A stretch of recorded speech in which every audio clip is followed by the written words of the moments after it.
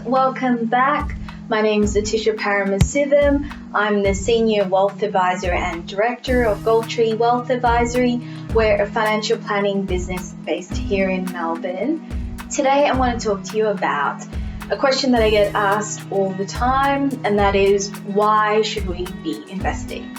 So that question typically comes from those who are 50 and over, who are looking at retiring, so they're starting to look at their finances in a little bit more detail. They're typically that generation that have gone through the GFC. There has been a huge impact on their superannuation funds as a result of the GFC, so they are a little bit cautious and wary of investing in general, which is fine.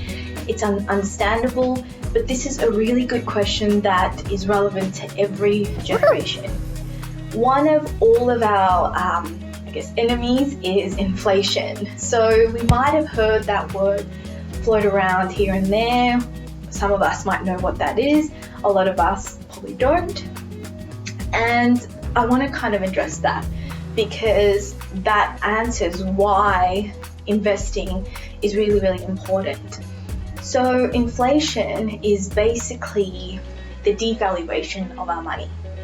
So say if we had a dollar coin, we might be able to go off and buy an apple today for that dollar coin. But tomorrow we might only be able to get 98 or 97% of that apple. In other words, that $1 coin doesn't get us as far as it did the year before.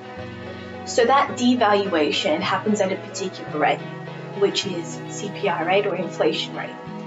That is set by the Reserve Bank, and that can range between 1 and 3%. So what does that mean? It means that that $1 coin goes down in value every year by that particular rate.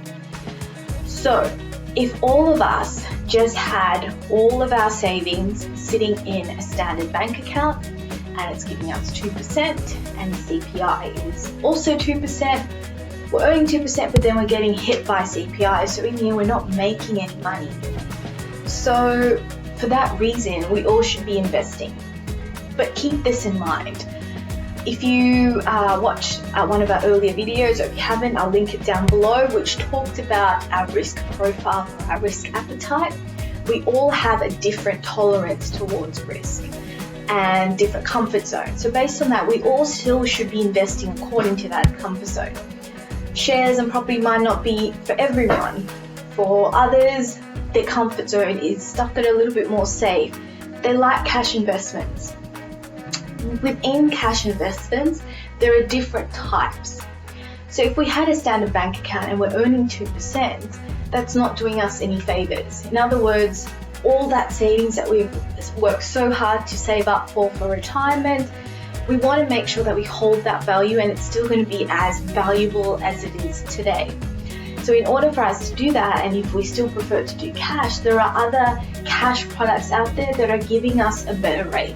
So we don't fall behind, that we are still keeping ahead of inflation, that we're fighting through it. Anyways, guys, as always, thank you so much for watching. If you need help, you know you can turn to us. I'll link all our details down below. Send us an email and we'll try to help you as best as we can. Please subscribe if you haven't already, and until next time, bye.